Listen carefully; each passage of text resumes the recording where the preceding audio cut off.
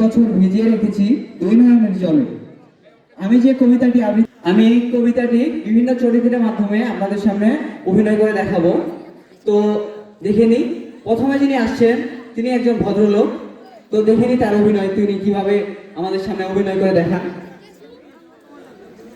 কবর জসীমউদ্দিন, এইখানে তোর দাদির কবর, ডালিম গাছের তলে, 30 বছর ভিজিয়ে রেখেছি দুই নয়নের জলে। তো তিনি ভালোবাস পেয়ে চলে গেলেন। এরপর যিনি আসছেন তিনি কথায় কথায় শুধু হাসেন, মানে কথা বলতে গেলে হাসে। তো দেখিনি তাই তিনি কিভাবে অভিনয় করে।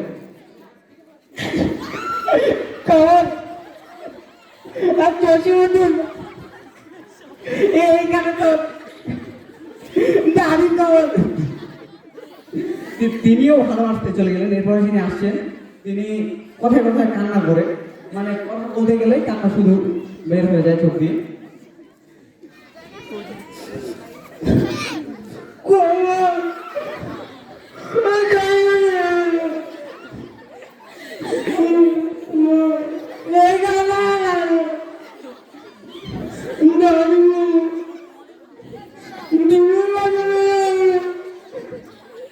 তো তিনিও ভালোবাসতে চলে গেলেন। এরপর যিনি আসছেন তিনি একজন রাজনীতিবিদ।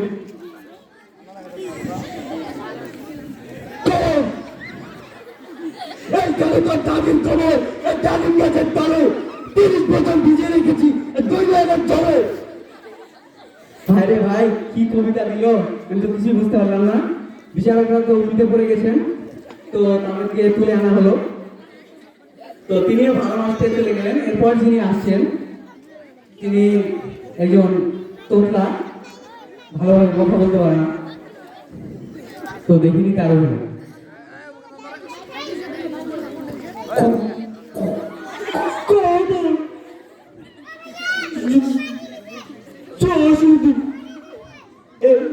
এইখানে তো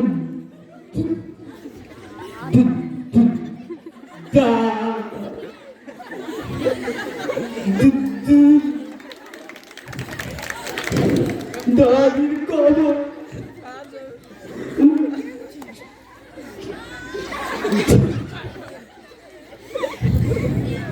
তো তিনি বলতে পারলেন না। এরপর যিনি আসছেন তিনি একজন বৃদ্ধ লোক, 80 বছর বয়স হয়েছে, ঠিকভাবে কথা বলতে পারে না, চলাফেরা করে কোনো মতো। তো দেখিনি তিনি কিভাবে অভিনয় করে।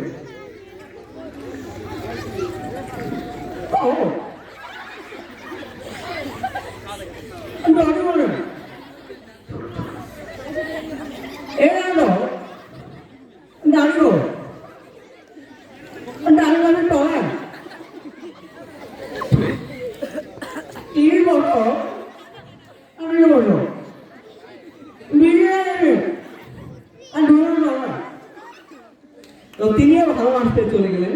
এরপর যিনি আসছেন তিনি একজন থার্ড জেন্ডার, মানে বাংলায় আমরা যাকে বলি হিজড়া। তো দেখে নিন তিনি কিভাবে ইয়া করেন।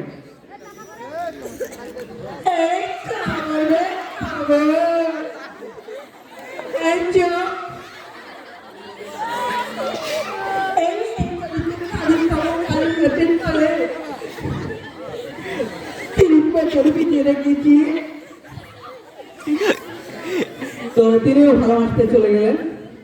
তো তার সাথে আমিও চলে যাচ্ছি। সবাইকে ধন্যবাদ।